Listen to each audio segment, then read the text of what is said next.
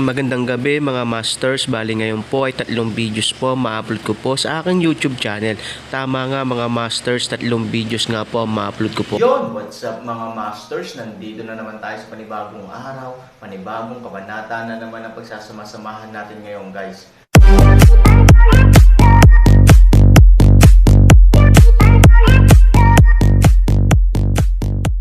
Bali mga masters, kung bago ka pa lang po sa aking YouTube channel, please click the subscribe button, lalong-lalo na po yung notification bell guys, para maging connected pa rin tayo sa isa't isa at maging updated kayo sa mga susunod ko pang video. Bali mga masters, bago natin umpisahan ng kwento ay mag-shoutout po muna tayo para sa mga solid nating tagapakinig. Sobra akong nagpapasalamat sa inyo mga Sec Masters at aking mga Emperor. Maraming salamat sa solid na pagsuporta nyo. Yun na nga mga masters, no? Bali hindi na ito patagalin. In 3, 2, 1, let's go! Mga masters, baka pwedeng hindi tayo mag-skip ng ads. Salamat mga masters. Ang bagong yugto ni Daryl sa Storytelling Channel sa YouTube mapapakinggan. Ang bagong kabanata. Tama ka Prinsesa Blanca. Ang mga engkanto na mga umaklas at lumaban sa akin ay mga wala na ngayon sa ating mundo. Ang mga lapastanga ng mga engkanto na iyon ay akin ng pinagwawakasan ang buhay. Kaya hindi mo na dapat pang isipin ang mga tulad nila. At kaya naman kita labis na iniingatan ay ayoko na masaktan ka. Hindi pa rin natin alam kung sa ating paligid ay may mga katulad pa nila na may lihim na galit sa aking pamumuno. Kaya ganon na lang din ako nag-iingat sa iyong kaligtasan. Sabi ni Haring Raiji. At ito ay napabulong. Ang mga lapastanganan ng mga engkanto na iyon ay umaklas sa aking pamumuno at bumuo ng sariling pangkat. Upang ako ay kalabanan. Ang aking sariling kadugo pa ang bumuo ng pangkat para ako ay labanan. Ang aking pinsan na si Prinsipe Lawson ang namumuno sa mga lapastanganan engkanto na iyon. At silang lahat hanggang ngayon ay mga nanatili pa rin buhay. Ang mga lapastanganan na engkanto na iyon ay hindi ko alam kung saan nagsipunta at saan nanatili ang mga iyon. Sa tagal ng panahon na sila ay umaklas. Ang aking buong kasundaluhan ay main team silang pinaghahanap sa bawat lugar na mayroon ang mundong ito. Na aking sakop-sakop. Ngunit kahit anino ng mga engkanto na iyon ay hindi natagpuan ng aking mga kasundaluhan. At sa aking hinala ang mga lapastanganan ng mga engkanto na iyon ay lumabas sa aming mundo. Upang manirahan sa mundo ng mga tao at sa mundo ng iba't ibang nilalang. Kaya dapat hindi malaman ni Blanca na buhay pa ang mga iyon, lalo na si Prinsipe Lawson.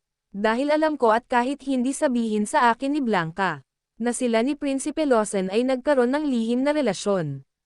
At dahil sinabi ko na sa kanya ngayon na winakasan ko na ang buhay ng mga engkanto na iyon na lumalaban sa akin. Na kahit ang totoo ang mga ito ay mga buhay pa.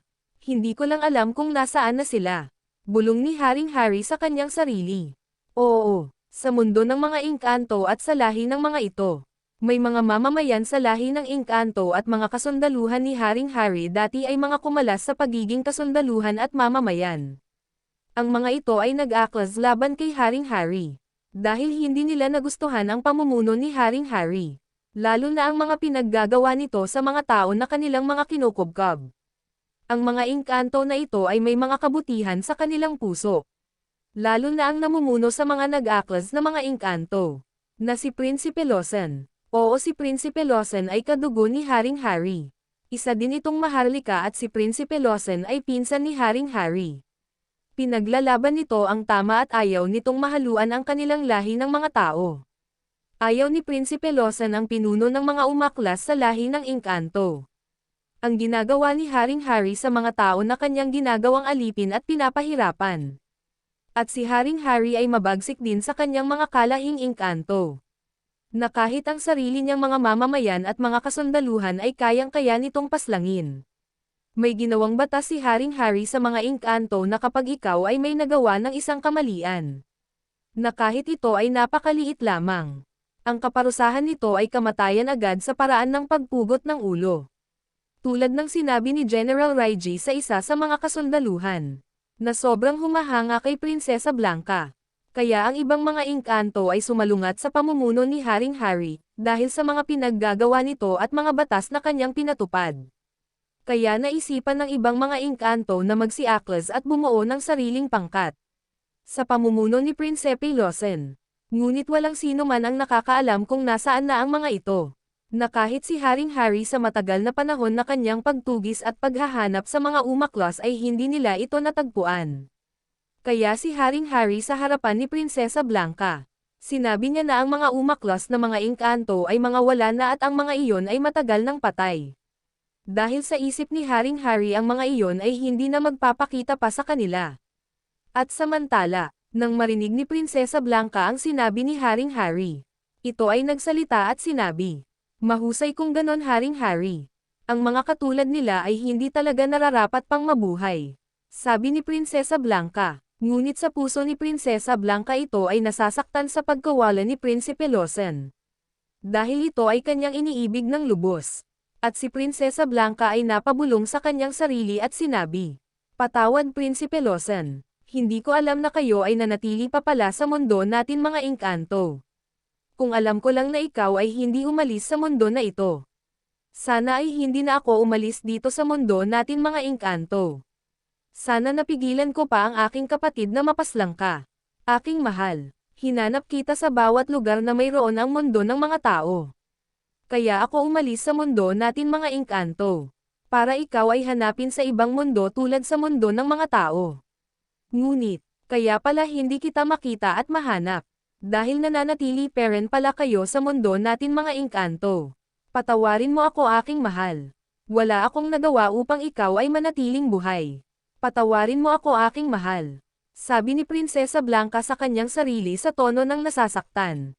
Oo, si Prinsipe Lawson at Prinsesa Blanca ay nagkaroon ng lihim na relasyon ang dalawa. Sobrang minamahal nila Prinsipe Lawson at Prinsesa Blanca ang isa't isa.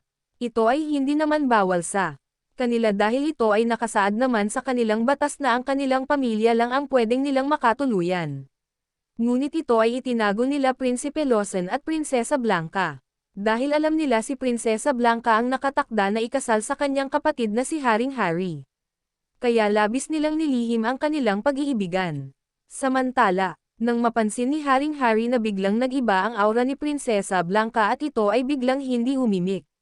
Si Haring Harry ay nagsalita at sinabi, "Aking Prinsesa Blanca, ayos ka lang ba?" Sabi ni Haring Harry habang pinagmamasdan si Prinsesa Blanca. Nang marinig ito ni Prinsesa Blanca, ito ay bumalik sa ulirat. At si Prinsesa Blanca ay nagsalita at sinabi, "Medyo pagod lang ako Haring Harry."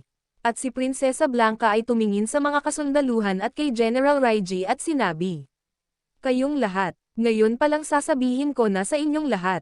Kayong mga kasundaluhan at General Raiji. Ayoko na aabalahin niyo ako kapag nandun na tayo sa aking kaharian. Nais ko maging tahimik ang aking paligid. Dahil sa iyong pag-uugali noon pa man General Raiji masyado kang maligalig. Kaya sana wag na wag mo ako storbahin. Maliwanag ba?" Sabi ni Prinsesa Blanca sa seryosong tono.